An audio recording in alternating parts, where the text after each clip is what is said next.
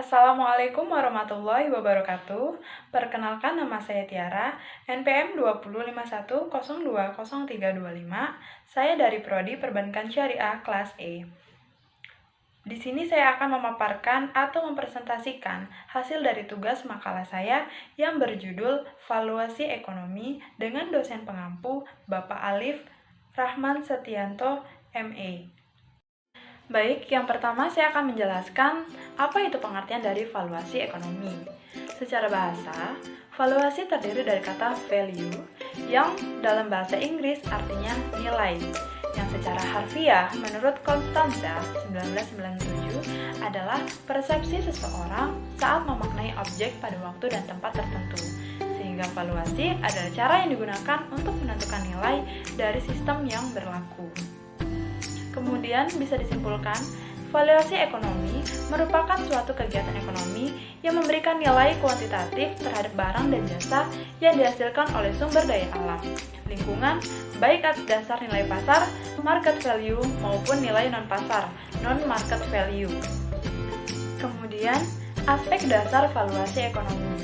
Aspek dasar dari valuasi ekonomi adalah kemampuan untuk mengukur manfaat sosial yang diberikan oleh alam dan biaya degradasi saat ini atau masa depan, sehingga mendorong kemunculan kesadaran sosial dan sifat tanggung jawab terhadap konservasi sumber daya alam. Hal ini dikarenakan konservasi sumber daya hayati dan keanekaragaman hayati untuk generasi sekarang dan yang akan datang adalah pusat dari tujuan pembangunan berkelanjutan. Selanjutnya, 4 kelompok metode yang digunakan dalam valuasi ekonomi. Yang pertama, metode harga pasar konvensional atau conventional market value. Nilai berdasarkan harga pasaran tidak langsung atau indirect market based value. Dilakukan dengan terhadap barang atau jasa yang dinilai atau harganya tidak tersedia di pasaran.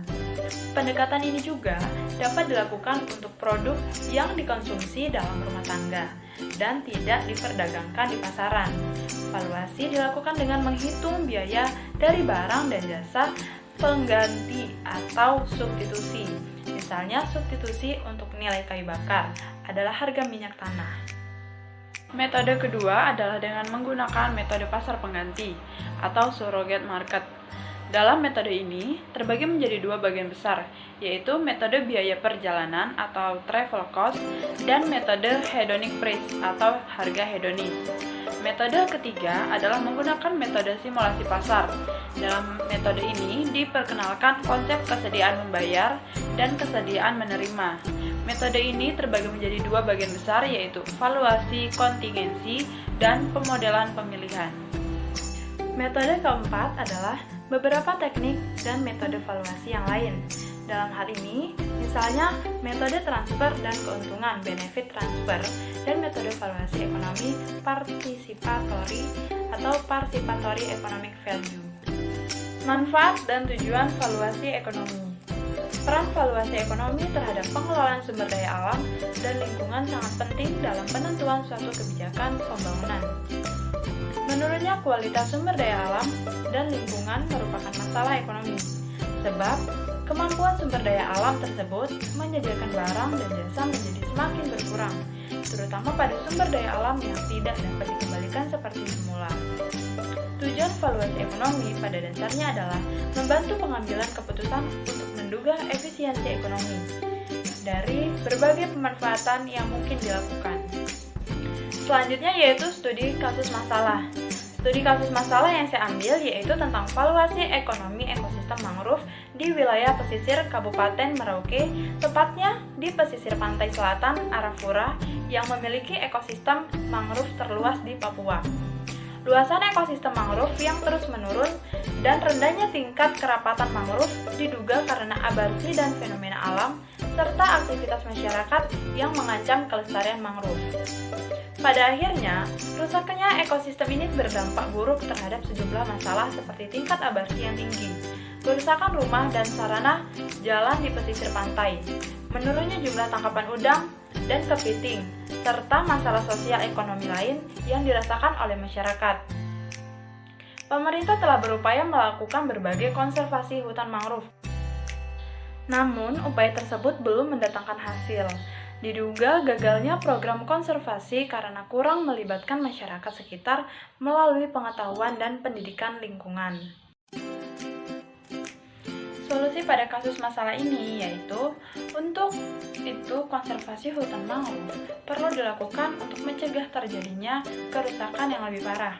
Salah satu data yang diperlukan untuk melakukan program konservasi ekosistem mangrove adalah melalui studi valuasi ekosistem atau penilaian ekosistem jasa ekosistem. Nilai ekonomi sumber daya mangrove menunjukkan perannya dalam memberi kontribusi pada kesejahteraan manusia, terutama pada masyarakat di pesisir pantai, melalui pembangunan ekonomi. Kontribusi ini sebaiknya diimbangi dengan investasi yang seimbang terhadap konservasi sumber daya mangrove. Nilai ekonomi mangrove ini dapat meningkatkan investasi publik berupa pengetahuan terhadap nilai intrinsik sumber daya alam.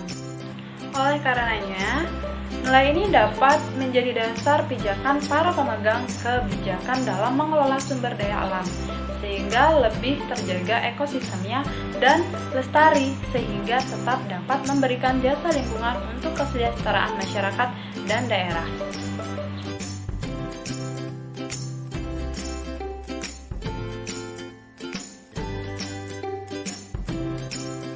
Baiklah, sekian dari presentasi saya. Saya ucapkan terima kasih.